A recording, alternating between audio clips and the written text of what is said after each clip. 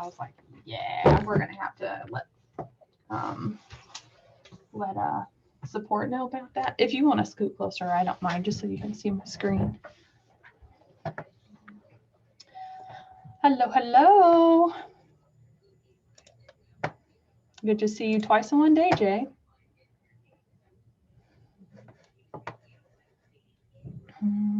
Give it another minute before, in case anyone else wants to pop on.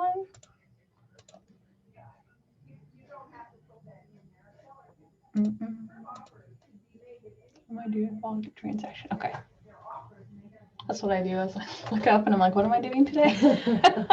That's bad. The calendar. Yeah. Well, I'm like, I've gotten to the point where the majority of these classes I've done so many times is just muscle memory. So. Okay. Well, it's 2 o'clock, so I'm going to go ahead and get started. If I look this way, it's because Courtney's over here onto the side. So Hi. I'm not like looking at a stranger or a ghost or anything. So I want to kind of walk through the transaction with you guys today, just to show you everything you should be doing, and when you should be doing it, and then just a couple little tricks to make them go a little smoother. So as always, you are going to submit your opportunity and your commission in Command.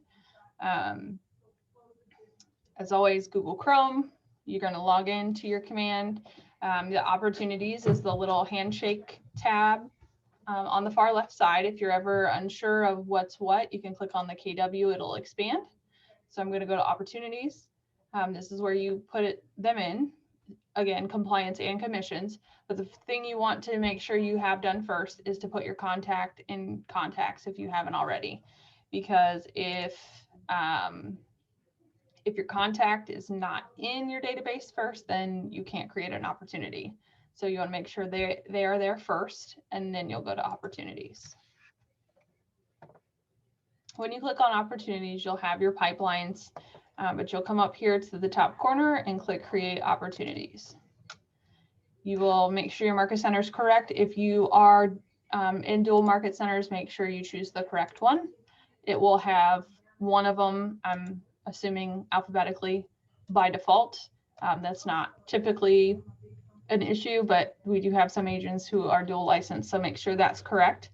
If you're on a team, the team name should be here by default, and the owner by default will be your rainmaker. If you are an individual agent, then your name will be here for owner. That's not the owner of the property, that's the owner of the transaction. And if you're on a team or a part of a group, the rainmaker is the owner by default.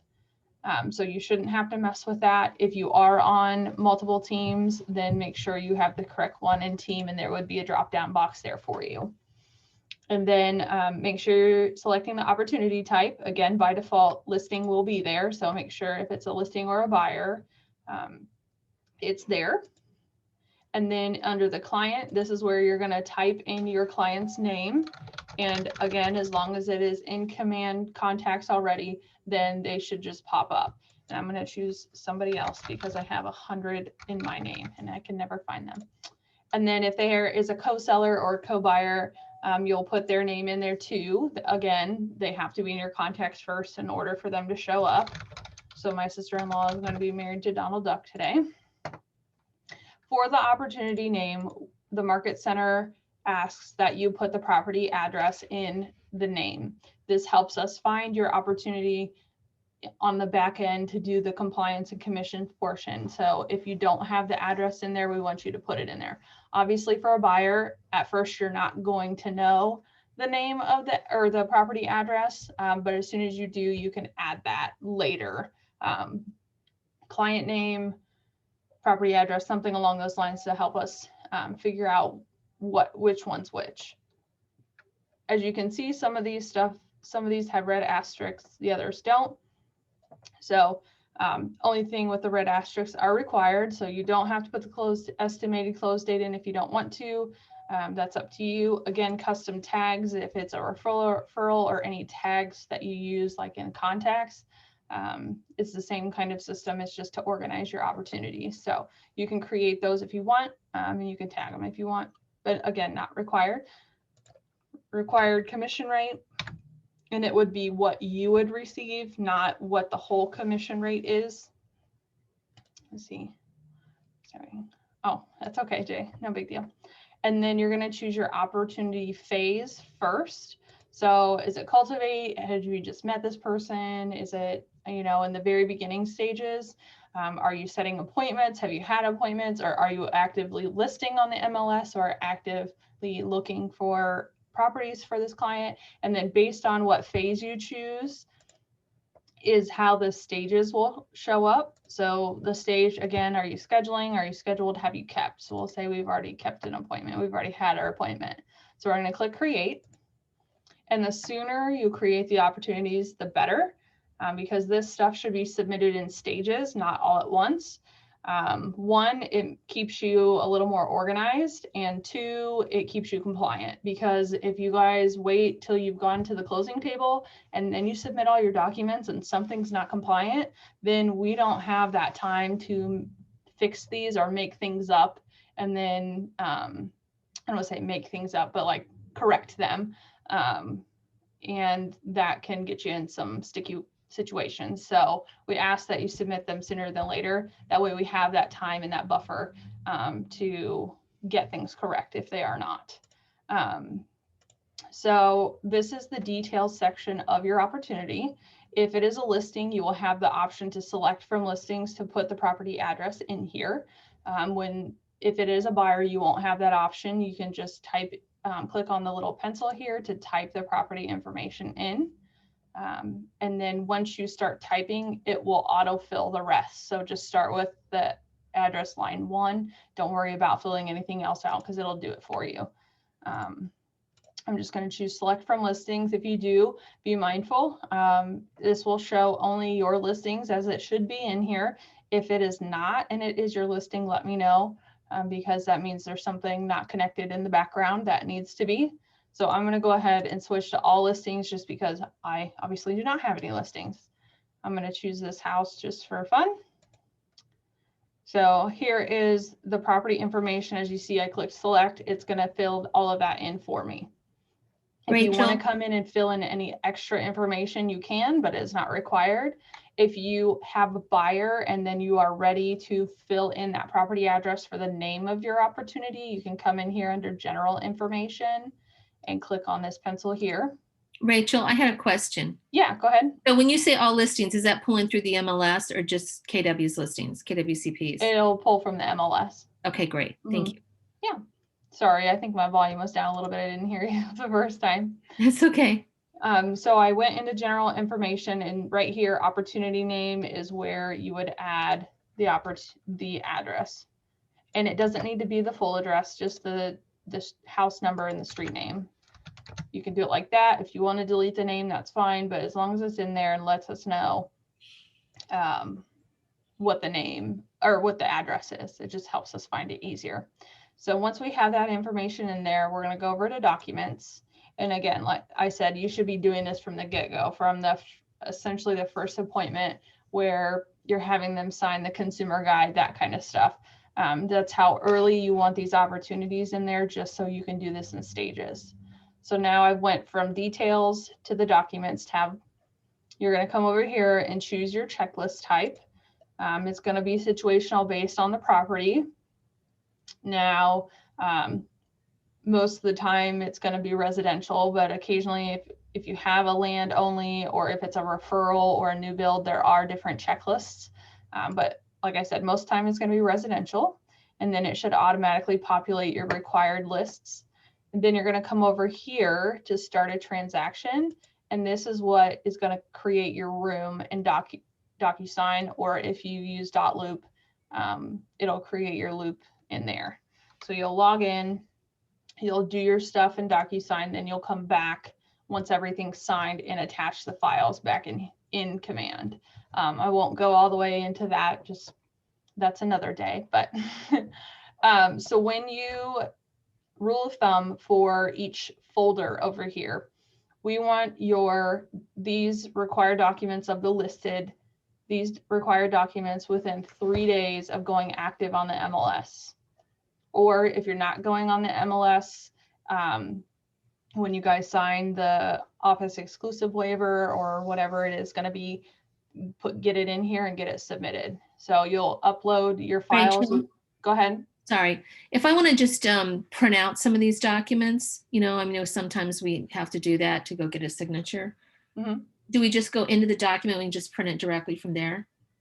Some Just of click on these, the if they're document? underlined, there is a document in here. But we don't have all of the documents in here. I think we have most of the listing, but I don't think we have the buyers. So what I recommend you do is create a room in DocuSign that has no like information on them. That way they're blank and you can download and print them or print them right from DocuSign. Okay, I'll show you real quick thank you. what I do. You would just log into realestate.docusign.com. You wouldn't go through command to do this, Okay, but realestate@docusign.com. yeah, realestate.docusign.com. Yeah, Okay, I just have like a blank form, so you can make a room in here. That's all blank forms. So if you, sorry, I'm kind of whizzing through here. So if you are in rooms, you can just click new and then name it. It doesn't matter what side of the transaction you're on. It's not going to make a difference. Well, I lied. Choose the right side because it will autofill your information, I believe, if it's in there. So choose a side, save it. So it's going to create your room, and I name mine blank forms so I know not ever to mess with it. So like this one is a blank forms. And then I can download all of these documents because they're not going to have any information on them. There's no property, there's no people information. It's completely blank. So you have free range to do whatever you want with those if you would like to print them. Okay. So that's, and again, that's realestate.documents@docusign.com. it's realestate.docusign. Sorry, It's okay. you're talking faster than I can write, so. It's okay. Okay, realestate.docusign. .com. Oh, okay. So, and then you just create a room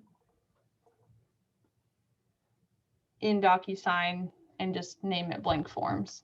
Okay, And then I'll give you empty forms. great, thank you. My pleasure. So once you have all your forms signed, you're ready to add them. Again, we want this within 3 days of going active on the MLS or within 3 days of signing your office exclusive waiver. You can either click add a file.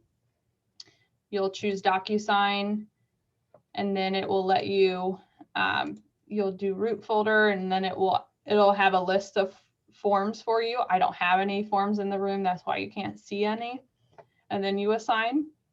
Or you can come up here to attach multiple files.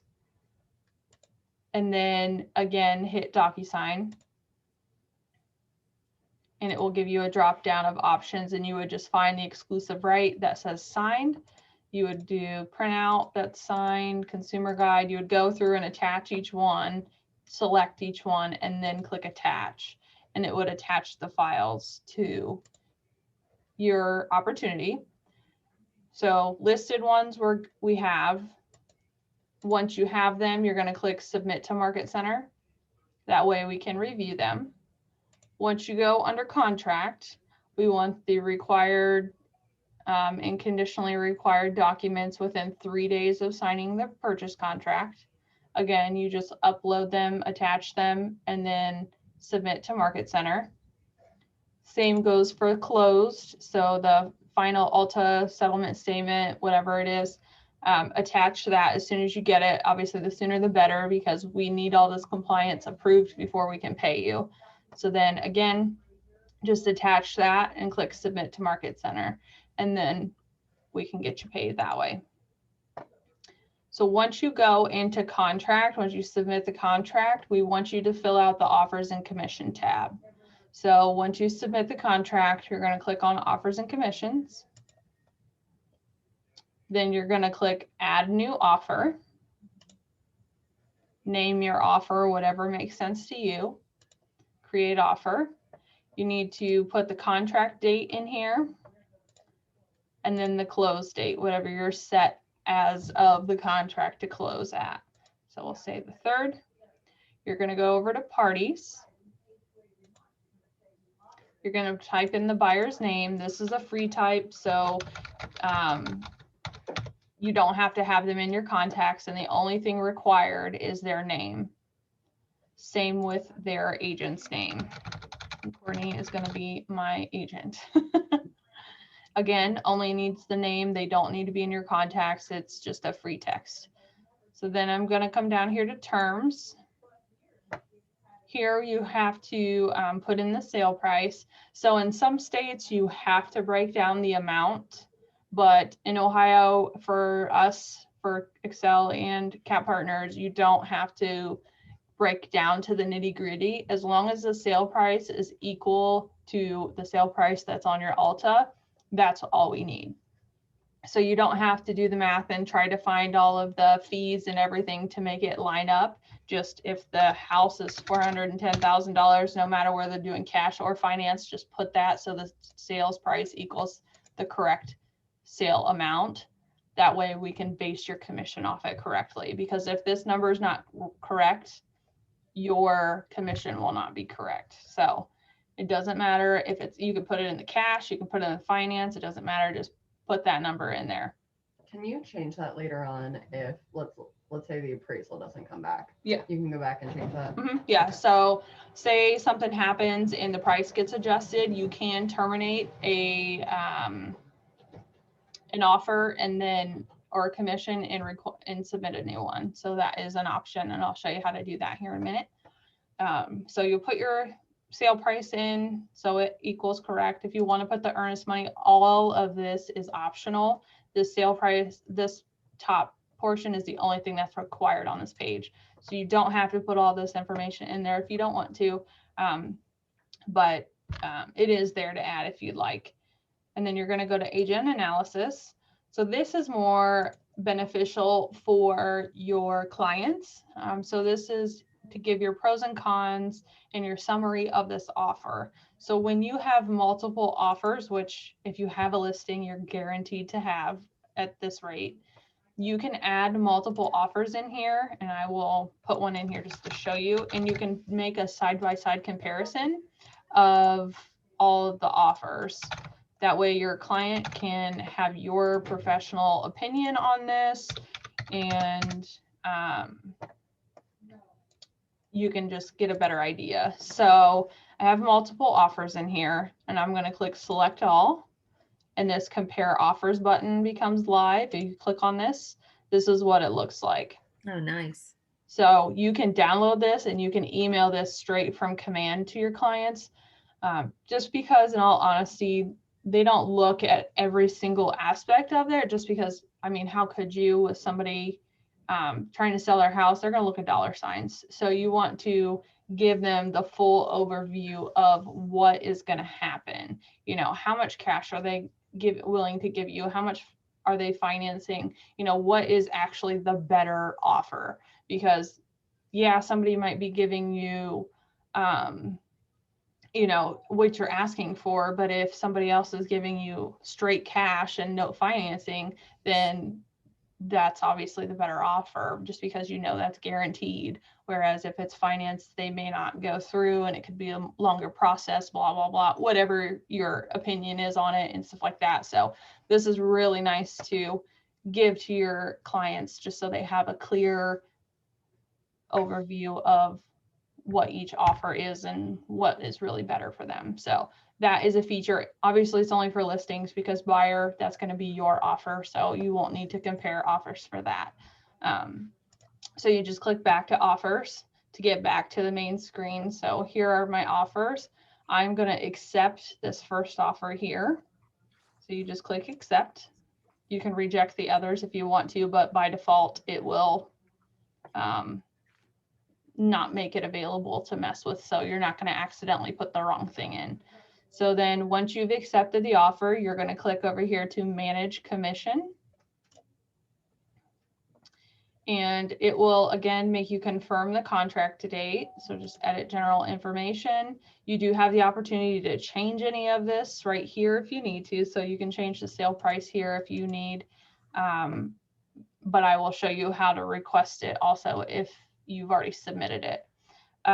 So contract date, just make sure you confirm that. put the right contract date, make sure this close date is accurate, because if this close date is wrong, then we can't, I don't know how I want to say it. This is the only close date that matters. Let me just put it that way.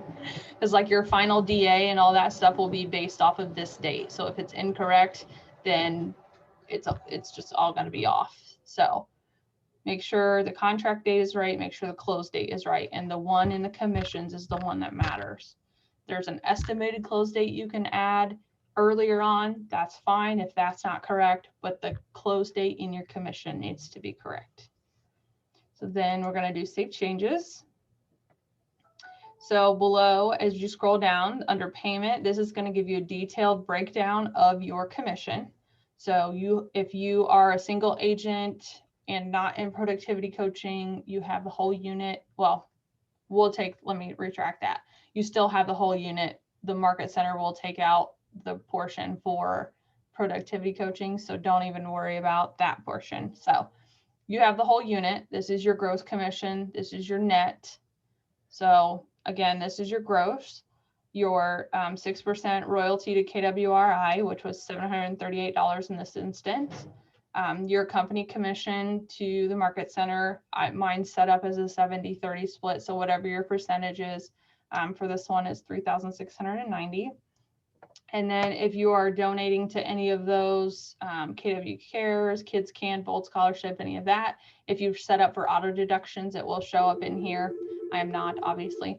And then this shows my net. So my net is going to be 7,872. Over here, it'll show you, it'll keep track of your cap. So this top one again is to KW International. That's the 3,000. And then the cap to the Market Center, which is 20,000 if you're individual and 5,000 if you are on a team. So you can kind of keep track in here as well and see how close you are to capping. And then over here on the right is just the cleaner version of the breakdown. So everything is there. If you need to add a referral, a deduction, a bonus, a concession, anything like that, you're just going to go to Edit Agent Payment and scroll down to Extra Payment Options and click Add Item. Give you a drop-down box and you're going to choose whatever you need. The difference between inside referral and outside referral is inside is only at Capital Partners. It doesn't matter if they're a KW agent. If they're not in our Market Center, they are considered an outside referral. So if you need to send a referral to someone from KW Excel or Greater Columbus or wherever, it's an outside referral. Only within the Market Center is it an inside referral. So again, deduction, bonus, you just click on it, add the necessary information and click Add. And then Save Changes. And it will automatically adjust for you. If you need to add a split because you're on a team or you are like working together with another agent, not as a referral, you're going to click Add Another Agent here at the top. Again, if you're on a team, the Rainmaker's name should be here. So you would need to add yourself. That way you get paid as well. So by default, like when we created that opportunity, the Rainmaker is the owner of the opportunity. So their name would be here. So you would need to add yourself. So you do Add Another Agent. You're going to type their name in. I'm going to say Jeff. And then you're going to put in the units. So there's one whole unit. So if your split is 50-50, it's going to be 0.5. If it's 70-30, you get 70, they get 30, theirs would be 0.3, and so on and so forth. If it's 90-10, you get 90, they get 10, theirs would be 0.1. So whatever the split is to equal 1 is how it would go in here. So I'll do 50-50 for now. So it's 0.5. Then you're going to click Calculate Commission, and it's going to do it for you. If you need to add any of that stuff, you can do it here. Otherwise, you can hit Save Changes. And when you do that, you're going to notice over here, there's some alerts saying, hey, something's not right. So when you add a second person or a second agent to the commission, you have to go back to the original and adjust their unit and commission so it is equal. So obviously we can't have a 1.5 unit. We only have 1 unit. So I need to come back in here and change this unit to 0.5. And then again, click calculate commission and it'll do it for you automatically. And then hit save changes. Those errors should go away. And also if those errors are there, it will not let you click the submit button. So once you've reviewed, you've added all your splits, you've done everything appropriately, you're going to click submit. I'm not going to right now just because it'll send it to compliance and I don't want them to have to stress. But once you click submit, right here will be a button that says request termination. So if for some reason you need to change anything or it falls through or anything happens, you just click request termination. It'll take you back to this screen and then you can manage the commission again. Or if you want to change your response and you're going with a totally different offer, you can do that. Click yes. You want to change your response and then it will undo what you did. Click accept the new offer and then again, manage commission. You can start all over again. So that is the skinny on your transactions. Any questions? Anybody? I know that was quick and it's a lot, but like I said, the sooner you can get the stuff in there, the better off you are. That way we have time to review it. Not only are you going to get paid quicker, because as soon as we have that stuff and we have your commission check, we try to pay you within 24 hours of receiving it. So just depending on what time of day we get it. So the sooner your stuff's in here and submitted, the sooner you're going to get paid. If you're on the buy side and you submit an offer, it gets rejected. What do you do for the next offer? Like, how do you? That's a good one. So she wanted to clarify, like, if you have a buyer and your offer doesn't get accepted, what you should do with the opportunity or commission, anything like that. So you can keep it in the same opportunity since it's the same clients. You can just create new versions of these checklists. Okay. So if you've already added documents, you've already done a lot of this stuff, that's okay. You just click on listed or under contract, whichever one. You do need to create one for each one. So you just click under contract and then click add version. It'll ask you to name it. You name it whatever makes sense to you. So it'll be like new offer. You can put the date if you wanted to, whatever makes sense to you, and then click create new version, and it will wipe all of those clean and let you add new documents.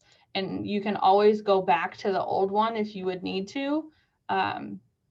In the you just again click on the name, and then under contract is always the original. So you can switch back and forth if you need to, and then you can add as many versions as you want. And then in DocuSign, I always recommend that you create a folder. You can do actions, add folder, and then just do like previous offer and put all of the old documents in there. That way, when you go to import them into Command, you know you are putting the right documents in there. So yeah, that was a good question because that's happening a ton right now. I'm sure. Yeah. So yeah, everything should be able to stay the same. You can go back into details. You can change the name. You can change the address, all of that stuff. Everything is editable, if that is a word. You can edit all of this stuff and nothing is permanent. So yeah. Any other questions?